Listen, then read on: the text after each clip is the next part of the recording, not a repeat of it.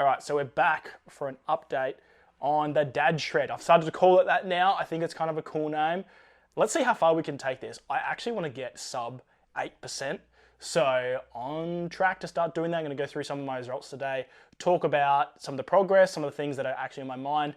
So I've got a lot of things to go through, but let's kick off first things first with the results. So if I pull up my beautiful app here, so I went in this morning and got body fat pinched. Look at this app. I think this is one of the most beautiful apps that's ever been created. And I'll get my head out of the way so it can focus on that. But ultimately, it's so nicely put together. It's a dark theme. And obviously, you can tell that I like dark themes. So what we've got here is last time, the 30th of the 11th, 2023. And I want to preface this with something. And we should have done this from the start. That would have been preferable because then we got consistent data. So this does add a little bit of a blip, which I'm a bit disappointed about. But ultimately is I want to be able to weigh myself consistently. And so what happened when I first got weighed is I had shoes on, I had a specific set of clothes on. So there can't be consistency from there unless I'm wearing the exact same shoes. I should have spoken up, I should have said something, but I didn't. So here we are, we've now got a baseline. We've decided that every weigh-in from now on is strip it off and down to the jocks. So there is going to be a little bit of discrepancy. I'm going to say around a kilo of clothes, because that's literally when I took my clothes off, I was actually a kilo down. So we'll preface this with about a kilo of weight. But let's have a look here. So the 30th of the 11th today is the 8th of the 12th. So on the 30th, I was 89.9 kilograms. And today I am 88 kilograms exactly. So it's 1.9 kilos down with the caveat of clothes. So let's just say, until I get more data, we're not going to be know for sure, but around 900 grams to a kilo, or 900 grams if I'm going off my measurement system, down. Secondly is we've got 13.6% as a body fat last week, down to 12.8. So basically, when you're doing a skin test, what it's actually doing is it's taking, we measure off 3 sites. And so we have special calipers, or my coach has these special calipers, and you actually pinch test 3 times to take an average. And what you're trying to get is you're trying to get the subcutaneous fat for all you nerds out there like me that really geek out on this stuff. And so what that is it counts for a little bit of skin, and that goes into this crazy algorithm, or probably quite simple, but crazy for my brain. And it actually counts up the actual thickness of the fat, accounting for the net fat, taking away, or the net measurement without the skin. And so what that does is it gives you a particular measurement. Now we go off 3 sites. So what that means is upper body, torso area, so midsection, and then lower body. So we're doing pec, we're doing stomach, so down the lower part of my stomach, and then also legs. So what that means is 12.8% down, 0.8% in body fat. Lean mass has gone from 77 kilos to 76.7 kilos, so 1 kilo down. With the ideal caveat of that's a kilo, and the scales don't know how much clothes you're wearing. So ultimately, if we go off this data as accurate as I can, and to trick my own brain, even though I do think it is accurate, is it looks like around about we've gone down a kilo ultimately of fat, down to 12.8%. So super happy with that. And because of the results I've received in the past using pinch testing, the accountability, the scientific side behind things, the motivation behind seeing progress every single week when we're doing a weekly check-in, I sort of gravitate back towards that. And I think we all gravitate towards things that we know work for us. So if someone's lost weight when they run, they're going to go back and use running as that stimulus to try and lose weight again. And just like this is just learned patterns, learned behaviors, is I've got really great results from using pinch testing to reduce the body fat. So now my natural tendency is to go back to that. But I've actually been talking to a few different friends who are in the industry, whether that's a personal trainer, whether that's an online coach, strength coaches, really to understand, and even just friends who have got in great shape and asking, okay, how have you been measuring? What's your system to actually know that you are getting results? Because at the end of the day, that's the only reason why I'm here, is I want to be able to achieve a result. And more specifically, I was thinking about this hard during the week, is a safe and sustainable way of lifting, honestly, for the rest of my life. I want to be the grandpa who's still deadlifting maybe, I don't know, I was going to say 600 pounds. Maybe that's possible at 70 years old, but the benchmark will be I can still lift safely, and that means a deadlift at 70 years old, because that means that everything's in order and everything's in a way where you, even at 70 years old, you're able to do the most basic, but also one of the most complex human movements, if you really break it down and use the correct muscles. So that's part of the bigger goal beyond that.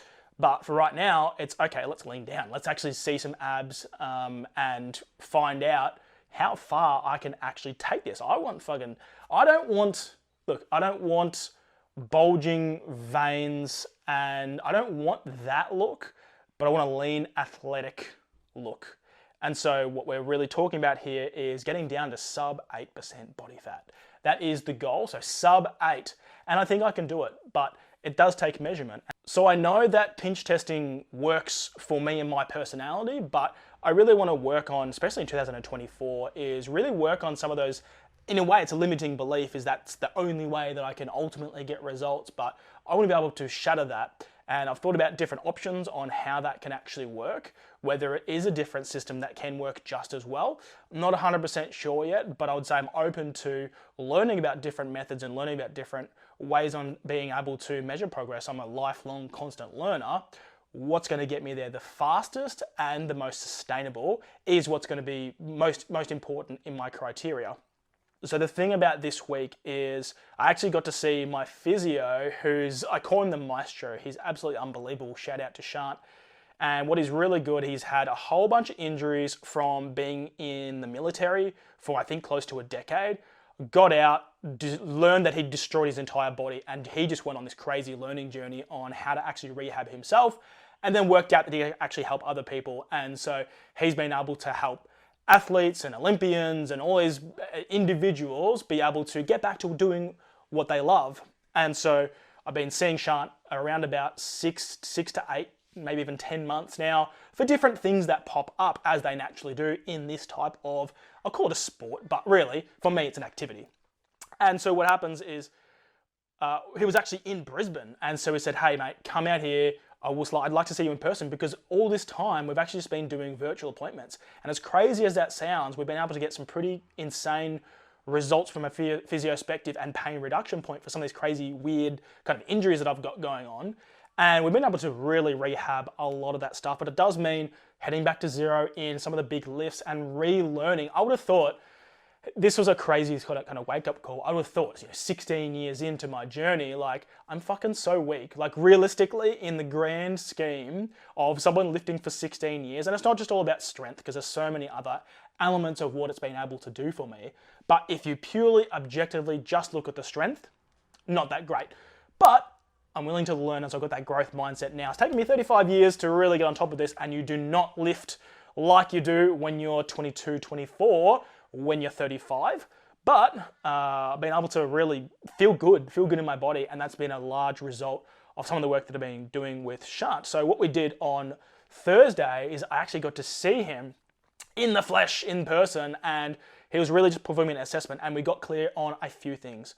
The first is that my bracing sucks, and so we're really working hard, or I'm really working hard on bracing correctly, properly, squeezing the abs together, shortening the distance between the top of my ab and the bottom of my ab, so then your whole body ends up being super duper stiff, and therefore the more stiff and the less flexion of the spine equals a safe way to lift, which I want to lift safely and sustainably for the rest of my life. So that really ties in nicely. The second, and I think the most important thing is, as great as the virtual sessions have been, nothing beats seeing a physical practitioner in person, and there's just certain elements that you can do. So I was testing my hip socket and my joints, and we actually found the perfect, most optimal squat and deadlift position for me. I've always found squats to actually be quite unnatural. I've got really long legs. You're not going to be able to see on camera, but I've got really long legs and a short torso in comparison. And so it's a long way down. I'm 6'1", so it's a long way down, especially when you've got long legs. So we've actually gone out sumo, but really dialed in exactly what that looks like. So that's a little bit update on the training and injury side of things. I'll actually be rebuilding how that actually looks. So even though, and I haven't even mentioned some of my numbers because I don't think they're that impressive, I mean, I'm rebuilding, but I'll actually just mention a couple of my numbers. So max squat right now is 135. I probably had a little bit more in the tank. Maybe I could, and I've done 3 plates, which is 140 for those playing at home.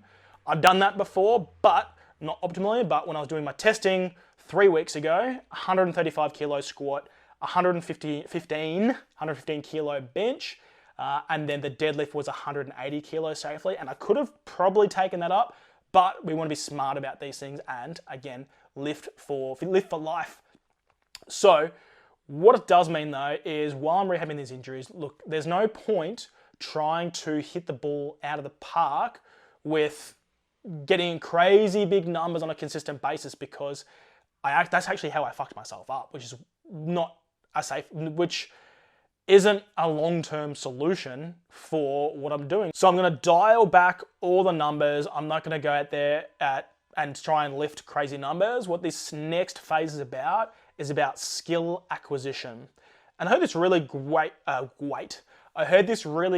quote, which was about there's skill acquisition and then there's skill access.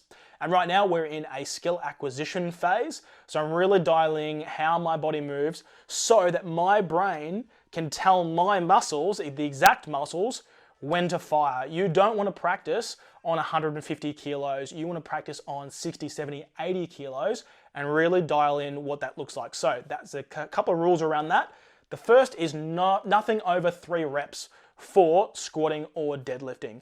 The second thing is go back, start light. I'm going to go back to about 80 kilos, see how that feels. I might push it up to probably 100 kilos, just again to see how it feels. But now I've dialed in that bracing element. I actually feel quite confident on that. I put up a story on my Instagram. You can follow me at Hayden Wilson X.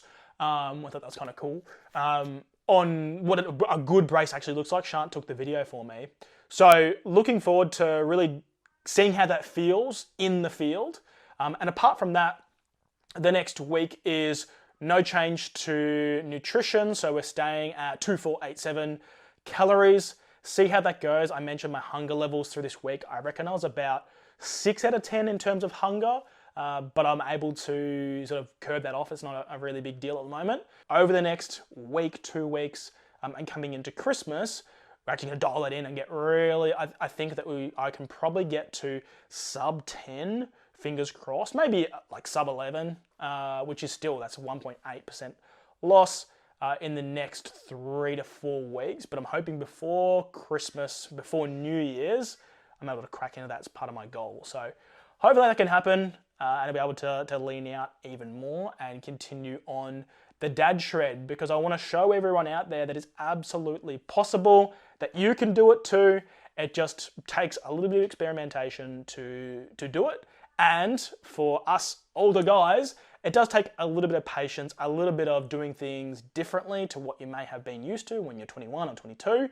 So hopefully you can take on some of those lessons and I can share, integrate some more of what I'm learning inside of your life. All right, I'll speak to you again in the next video.